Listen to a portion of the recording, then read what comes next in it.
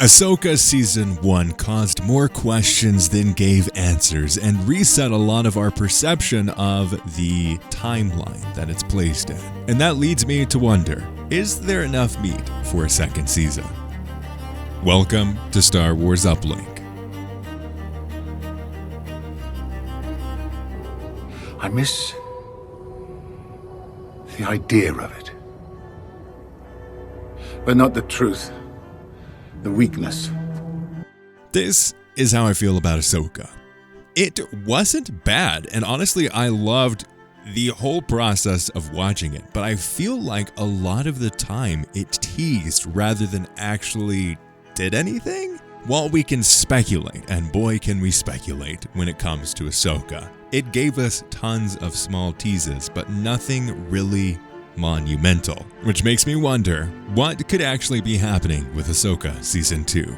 According to some reports, we have the green light for a second season of Ahsoka, which I am all for. I think there is so much to be explored in this timeline, especially with Thrawn there. The characters are quite interesting. This existence of a second galaxy in Star Wars is all that I'm here for. It gives them the freedom to do something that we haven't seen in Star Wars since the Legends content. And while the Legends content is quite complicated and not necessarily cohesive, I think this is an opportunity to take a lot of the aspects that were so great and work so well in Legends content and bring it to this modern day, bring it to this canon experience, and bring it to this new timeline that we can all explore. I mentioned this idea around Ahsoka not necessarily doing anything in this first season and mostly just setting things up. And I think this is a holdover from the less than favorable length of Star Wars seasons now, ever since the beginning of the Disney Plus era. And honestly, from the beginning of Netflix, really. There's been this push for shorter episode seasons. Gone are the days of what we are used to of 26 episode seasons. Gone are the days even of 20 episode seasons. We're now lucky if we get 12 like Andor. Now the expectation that we all have is that we're getting 8 episodes and that's it. But that causes some difficulties with how they're able to tell a story in Star Wars. And we saw this very clearly in Ahsoka Season 1, which is it just felt like they were stretching things out, and then all of a sudden they're like, crap, we have to finish this. And they more quickly went to that finale than I think they probably should have, because a lot of the decisions that they needed to make weren't necessarily earned or spaced out in a way that necessarily made sense. But let's go back to this idea of a second season of Ahsoka.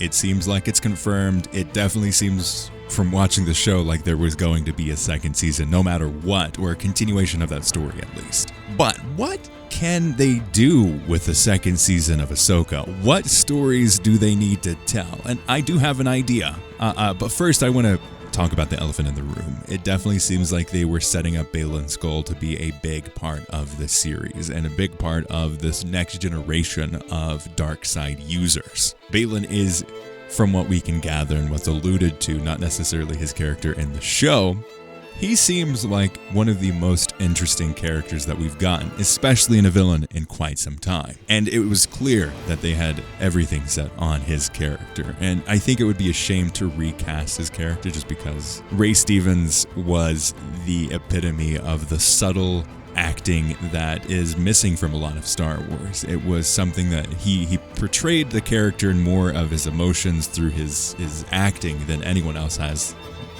in Star Wars, I would say. But he's gone now, unfortunately. And I think it would be a shame not to tell that story or continue that story. So I'm torn on that aspect. But my theory revolves around this inverse of Season 1 and what it will impact with Season 2. Season 1 was a story of saving Ezra and freeing Thrawn. While the characters themselves didn't necessarily want both of those things to happen, that's what happened. And I think we're going to see an inverse of this storytelling that we saw in Season 1 with Season 2. I feel like we're going to see much more of this perspective of Ahsoka and Sabine and this new galaxy than we are going to see of Ezra and Hera and Thrawn. I think they're going to be like jumps in between those two because they're important pieces of this, but it's Ahsoka. It's going to be about Ahsoka, and I feel like this story is leading into a very interesting place when it comes to this new galaxy and this new planet of Peridea.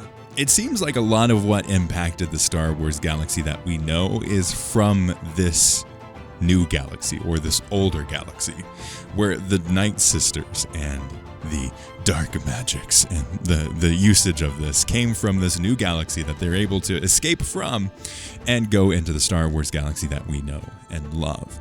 And I think there's going to be something even darker hiding in the shadows underneath the surface of the planet of Peridea that we're going to explore. What could that be? Well, there's a lot of people talking about this character of Abeloth, this big force of nature, this force of chaos, really, this force of the Force, and this massive, massive power in the Star Wars galaxy that was introduced in both Legends and hinted to, I think, in canon. Not necessarily confirmed, I don't believe, but if you know better, correct me in the comments below. And I think that would be very interesting to go in that direction, but I think I would be more interested to see where the Force comes into play with this.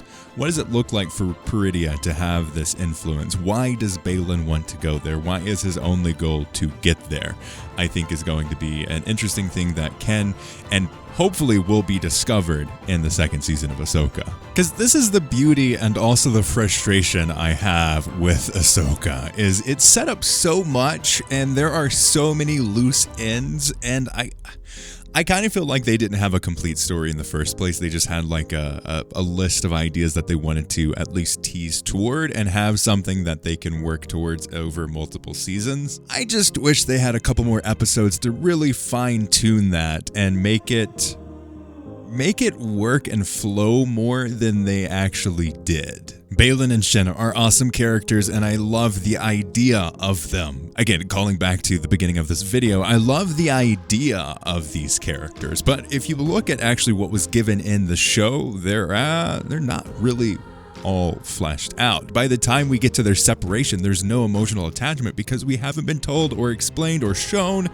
why there should be an emotional attachment. Ahsoka and Sabine, the two main characters of this, we don't get to see any of their friction. It's all alluded to, which is fine, but then they just become all hunky-dory without having to flesh anything out or hash anything out, really. Ahsoka's big transition is more alluded to than shown, and she then quickly becomes the character that we saw in the beginning of the season. So there's a lot of these pieces that we see. I mean, even Ezra's introduced as this character and then denies the usage of his original lightsaber to rely on the Force, and then, next episode decides he wants, hey, let's go get another lightsaber. And I feel like that quickly threw away what was set up with his character, and I feel like that's a lot of what Ahsoka was in season 1. So hopefully the perception and the creation of a second season gets away from this, let's tease everything and stretch it out as much as we can, and instead goes, let's set up the foundation for the future of Star Wars in a satisfying way that respects the viewer. But let me know your thoughts on this idea. There's a lot of different pieces here, and I would love to hear your perspective on what could happen in a second season of Ahsoka. As always, check out our podcast, and may the Force be with you.